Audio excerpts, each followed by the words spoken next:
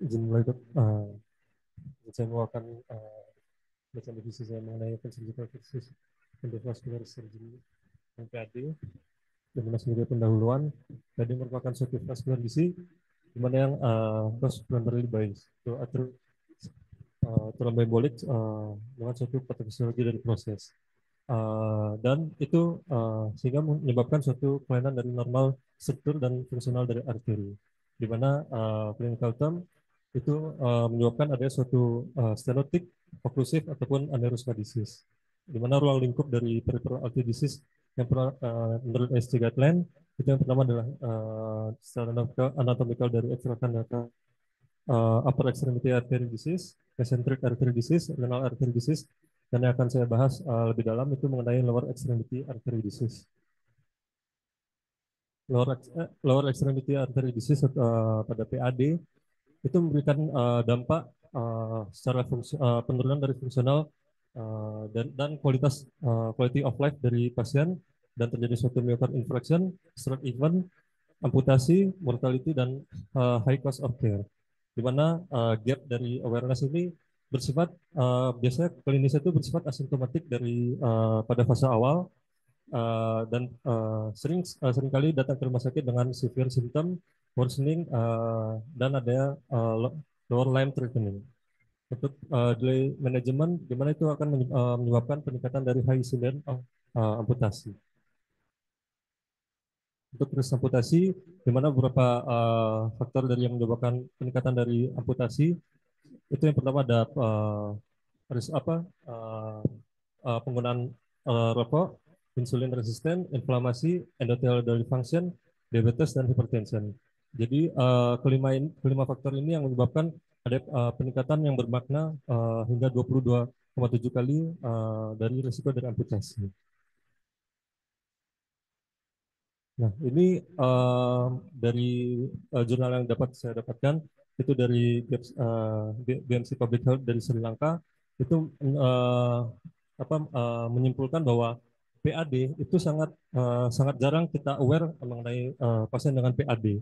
Di mana dijelaskan ini melainkan berbeda dengan dari CVA stroke ataupun myocardial infarction, di mana pasien dengan PAD itu sangat jarang kita aware terhadap klinis pasien tersebut, sehingga adanya misdiagnostik ataupun keterlambatan dari diagnostik, sehingga akan menyebabkan dari peningkatan dari kejadian amputasi.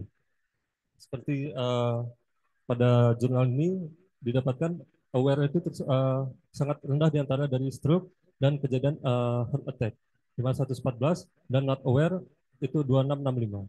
Jadi dapat disimpulkan dari jurnal ini itu menyebutkan bahwa pasien-pasien dengan PAD itu dari early diagnostic itu sangat kurang, karena kita sangat jarang aware terhadap pasien dengan mungkin keluhan dengan claudicio yang tidak intermittent ataupun uh, pada nyeri pada kaki yang tidak signifikan. Nah, jadi untuk screening awal kita melakukan suatu uh, screening dari PAD itu yang pertama bisa kita lihat adanya luka yang tidak sembuh selama 6 minggu, ada respiratory ulcer, ada ulkus dengan gangren, repetitive ulcer, dan ulcer dengan repetitive amputasi, ada riwayat DM, dan cerebral severe risk factor. Di mana kita bisa, yang sering kita lakukan adalah melakukan pemeriksaan pada pasien dengan PAD, itu adalah dengan meraba dari dorsalis pedis dan tibialis anteriornya. Bisa kita melakukan pemeriksaan dari AB-nya untuk menilai dari scoring PAD. Nah, untuk clinical presentation dari manifestasi dari PAD yang sering kita temui itu adalah pasien dengan asimptomatik atau atypical symptom, intermittent claudication, dan yang paling sering yang kita dapatkan itu adalah dengan critical line ischemia, yaitu dengan RS pain, dengan ulcerasi, dan sangat sering kita temukan dengan pasien dengan nekrotik ataupun gangren. Nah, dampak dari wound healing dari pasien dengan critical line ischemia, jadi pasien datang dengan Critical keluh limb, bukan line. line, Nanti ya, kalau ada anak critical Hongkong line tuh malu ischemia, saya. Limb. line, Nah, critical limb. line, Ya, limb. line. Nah, limb.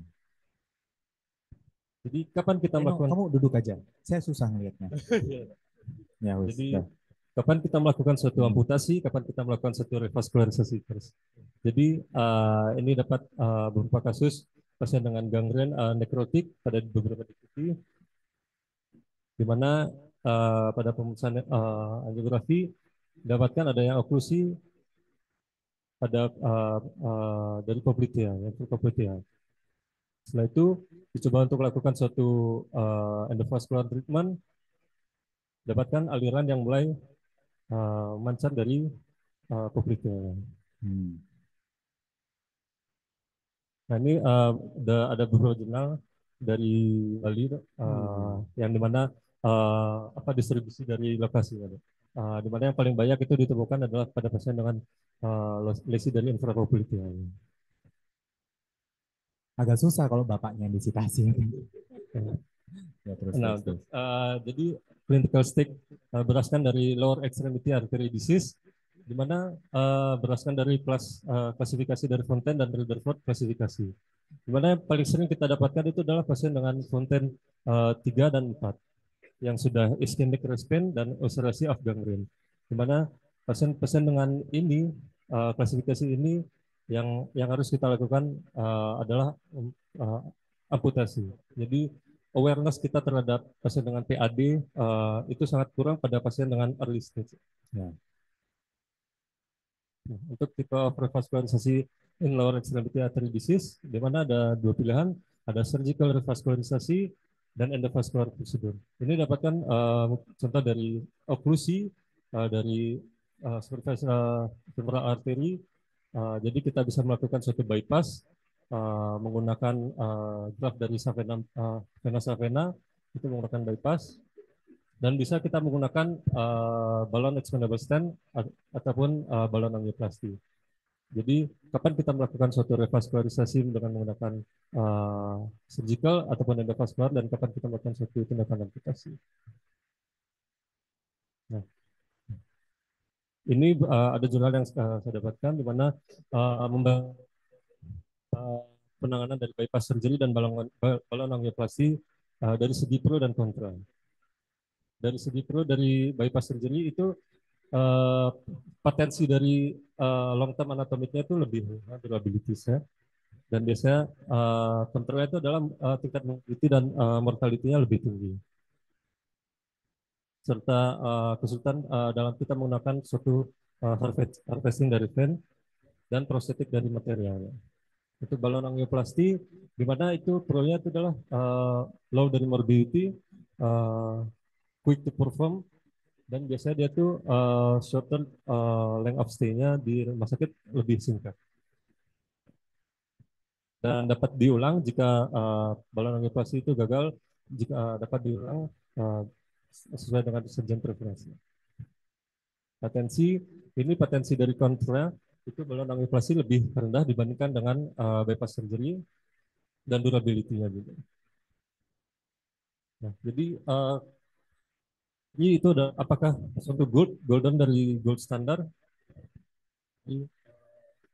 surgeon preference-nya. Jadi jika memilih dengan bypass surgery lebih dikatakan lebih mudah, itu balik lagi kembali dari segi surgeonnya. Namun ini merupakan saya melakukan beberapa pilihan kapan kita bisa melakukan open surgical.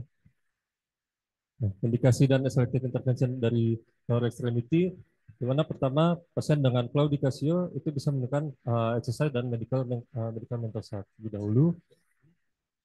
Pasien dengan critical limb threatening ischemic, di mana pasien dengan kandidat revaskularisasi itu bisa kita pilih dengan aplikasi pada pasien dengan chronic limb threatening ischemic.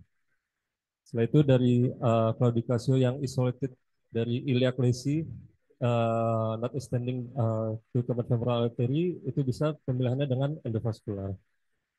Dan stereotype oklusi lesi yang kurang dari 25 cm tanpa disertai dari kontraindikasi dari endovaskular, itu bisa pilih dengan menggunakan endovaskular. Nah ini not kandidat dari revaskularisasi, di mana pasien dengan respen yang tidak dapat dikontrol dengan exercise ataupun medikamentosa, itu bisa dan eksesif dari nekrosis dari kaki itu, ya udah kita bisa pemilihan dengan tidak dapat kita lakukan revaskularisasi, namun pemilihannya adalah amputasi. Nah, untuk preintervensi dari asesmen treatment ini adalah pertama kita bisa melakukan satu pemeriksaan dus ataupun CT angio dan catheter base dari angiografi sebelum kita melakukan suatu treatment dari lower extremity artery disease ini. Dan kita harus mengetahui dari tas itu guideline ini. Jadi kata apa anatomi dari lesinya itu kita harus tahu menggunakan kategori dari tas itu guideline sehingga kita bisa kita bisa tahu apakah kita akan melakukan suatu endovascular treatment ataupun open surgical. Nah ini contohnya dari severity dan extent of disease dari task to classification dari aorta iliac, femoral popliteal, infrapopliteal itu bisa sesuai dengan dari short dari lesi, lokasi lesinya, panjang atau oklusnya seberapa. Untuk pembelian endovascular intervention, di mana kita beberapa akses lokasi, balloon size, dan stent. Berdasarkan dari yang biasa sering kita lakukan itu adalah dari retrograde contralateral common femoral, antegrade ipsilateral common femoral, ataupun bisa dari retrograde popliteal. Nah ini dari lokasinya bisa dari lesi dari common iliac, rekomendasi balonnya itu adalah 8 sampai 10 dan seterusnya. Jadi kapan kita menggunakan self expandable kapan kita menggunakan balon, kapan kita menggunakan bare metal stand, kapan kita menggunakan drug electing stand, drug electing balloon, itu balik lagi kepada surgeon preference berdasarkan dari berdasarkan dari pengalaman dari surgeon preference. Namun biasanya yang paling pertama kita lakukan adalah balon angioplasti. Nah ini jurnal yang berupa saya dapat, di mana current trends dari PAD manajemen ada 3 pilihan, ada lower extremity bypass surgery, amputasi, dan endovascular. Jadi dari jurnal ini ditemukan bahwa adanya peningkatan yang bermakna dari tahun 2000 hingga 2006 itu endovascular intervention mulai dilirik pada pasien-pasien dengan PAD. Dan ini juga ada beberapa bisa dari radiologis, kardiologis, dan vascular surgeon yang melakukan suatu intervensi dari endovaskular. Jadi vascular surgeon dan kardiologis ini sangat sering melakukan suatu intervensi pada pasien dengan PAD. Jadi tergantung dari surgeonnya apakah kita melakukan intervensi endovaskular ataupun open surgery. Untuk general principle dari revascularisasi itu pasien dengan claudication yang tidak dapat membaik dengan penggunaan exercise ataupun farmakoterapi. Nah ini beberapa contoh dari test to classification dari lesinya kita lihat type A itu sinus kurang dari 10, oklusi itu kurang dari 5, type B lesion, itu ada type C dan type D lesion. Open surgery AVAD di mana bisa menggunakan bahasa Indonesia aja pusing kan, ya nggak apa-apa. bypass. Jadi contohnya bisa melakukan satu femoral popliteal bypass surgery di mana orientasi dari view-nya untuk lokasi dari insisinya. Setelah itu kita bisa menggunakan harvesting dari vena savena dan biasanya kita graft dari bypass dari femoral artery menuju ke popliteal artery. Ini beberapa contohnya. Ya. Dan ini juga beberapa contoh ada ya bilateral bypass, axial bifemoral, above the knee ya. Nah, untuk banget masih banyak. Udah mau operasi nih. Nah, terus. Ini merupakan dari misalnya dari functional of PAD, di mana pasien dengan patensi dan dari artinya itu biasa ada trifasik ataupun patensi dan trifasik. Itu oklusi biasanya menimbulkan ada monofasik, itu dari ini merupakan suatu vaskular endovaskularnya. Nah, ini bypass versus angioplasti in severe ischemia. Nah, amputasi free survivalnya pada pasien dengan bypass surgery ini terlihat lebih mungkin lebih baik daripada pasien dengan kita lakukan balon angioplasti. Namun overall survival itu terlihat dari balon angioplasti lebih baik daripada bypass surgery. Oke, lanjut. Dan beberapa contoh yang sudah saya bilang tadi ada menggunakan TPA, direct collecting balloon, stenting, atherectomy, dan untuk ini untuk complete disease. Jika dia itu lesinya itu per 5 cm, itu bisa menggunakan PTA. Pada pasien dengan intermediate, kita bisa menggunakan bare metal stent dengan Lanjut aja. Banyak banget. uh, Banyak banget. Overview aja. Nah, nah, kesimpulan. planning and goal revascularisasi kita bisa melakukan non-invasive dan invasive assessment dengan DUS, dan Nah, kurang 2 slide. dari goal dari treatment kita itu adalah untuk mempertahankan dari potensi dari arteri disease-nya, dan yang utama itu adalah amputasi free survival. Oke.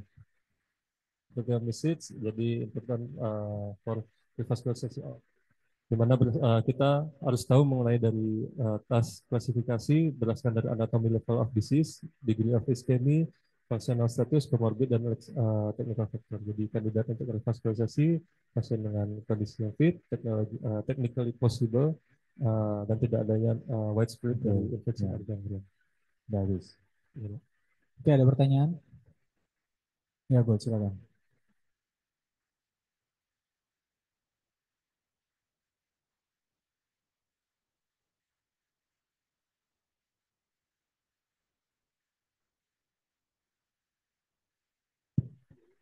Jadi, coba kau tunjukkan gambar Kaplan-Meier tadi. Nah, amputation free survival bypass surgery itu lebih baik. Jadi lebih baik dia dibandingkan sama angioplasti. Walaupun biasanya P-nya berapa nggak ada di sini. Nggak jelas signifikan apa enggak. Nah, walaupun overall survivalnya lebih bagus yang masih lebih bagus yang bypass. Nah, pertanyaannya Dr. Gold adalah apakah bypass surgery di sini termasuk inside to bypass? Di jurnal ini loh. Oh, iya. Kok bacanya gimana? Dan jurnal ini memang dikatakan satu bypass. Jadi pasien-pasien dengan PAD yang datang dengan konten kelas 3 yang sudah mulai menimbulkan gejala rest pain seperti itu, biasanya langsung satu bypass itu menimbulkan lebih bermakna itu overall survivalnya lebih Jadi bagus. inside to bypass termasuk dalam bypass surgery yang di sini? Termasuk. Oh, jawabannya termasuk. Nanti dicek. Aku juga belum ngecek. Ada lagi pertanyaan? Tak rangkum ya, silakan. Tanya berarti kalau pada yang saya tangkap berarti CPA itu hanya dilakukan pada pasien-pasien CLBI yang akan dilakukan tindakan revaskularisasi. Apakah CTA hanya dilakukan pada pasien chronic limb threatening ischemia yang akan dilakukan revaskularisasi? Kalau Pertanyaannya. pasien-pasien yang udah akan dilakukan amputasi, apakah perlu untuk di CTA? Apakah pasien yang mau amputasi perlu CTA? Itu pertanyaannya. Silakan. Jadi dari jurnal sini yang saya dapat itu pasien-pasien dengan pasien-pasien dengan critical limb ischemia itu biasanya kalau sudah yang content class. Enggak, dia pertanyaan tentang CTA, Roni. CTA-nya gimana? Indikasi